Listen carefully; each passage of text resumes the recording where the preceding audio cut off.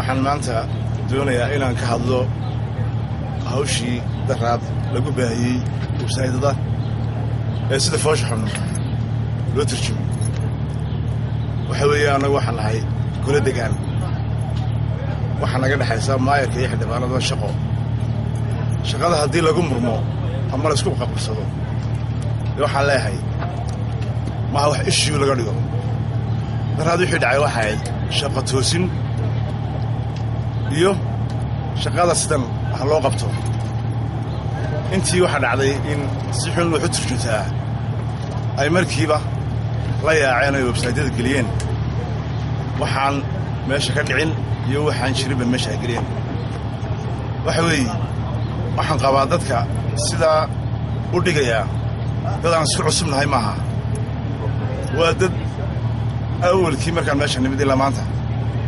jecel inay ka turjumaan golaha deegaanka ee maanta cusub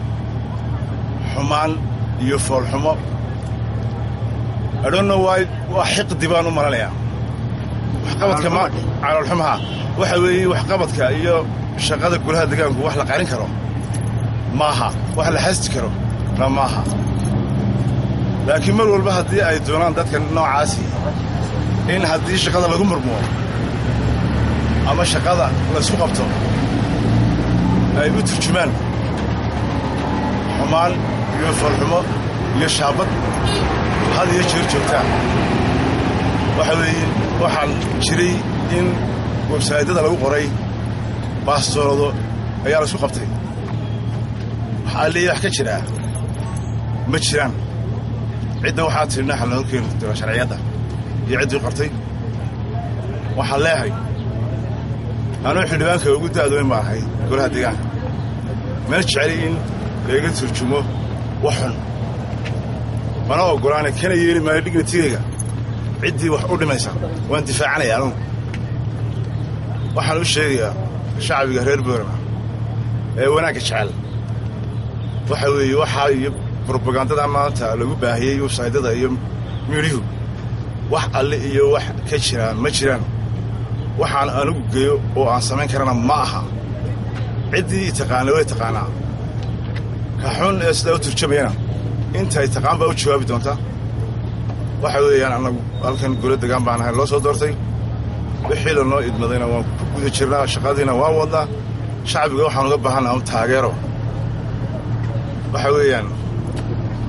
sida loogu turjumay dadka iyaga qaar ama xigtayda ama odayaashaydaana waxa weeye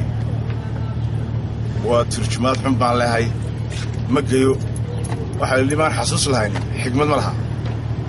aniga tolkay iyo odayaasheedu ma yaqaanaan in sidaasi loogu turjumo ama ay iyagu gashadaan maskaxdana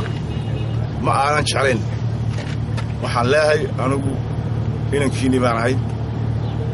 waxa weeye wax xumaanoon ka shaqaynayaana ma jirto maayarkana cid iga lexa jecel badani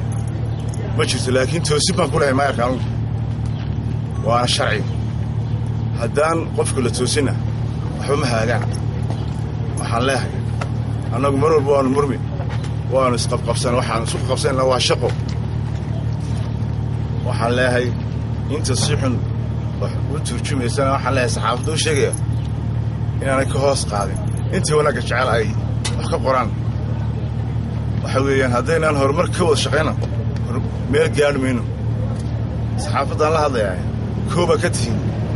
inay horumarka gudbisaan waxa weeyaan degmooyinku tartan bay ku jiraan horumarka qayb baa ka timaan anu saxaafadda waxaa noocaasana inaanu wada ilaalino oonu ka hor nimaad ayaa wanaagsan waxa weeye maayarka cid iiga lex jeclo mar hadaa ku celaya ma ogoli cid wax u dhinta ma ogoli si reernimo in loo weeraro laakiin si sharciyeed in loo wada hadlo oo loo toosiyo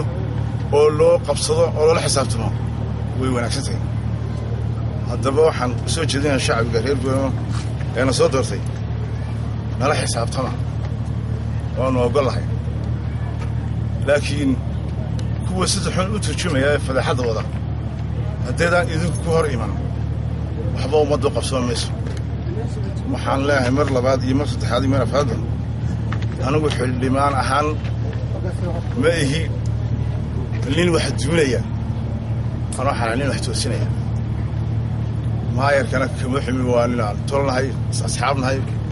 قول دقانا أنا وضعنا هاي هو سيد حلو ترجمية وحويان هكا هضان هكا جوابان وحويان أنا قد ديارنا هاي إلى نسي الشرعية فوق شقينه سيبنا كسينا مدور شقينه والسلام عليكم ورحمة الله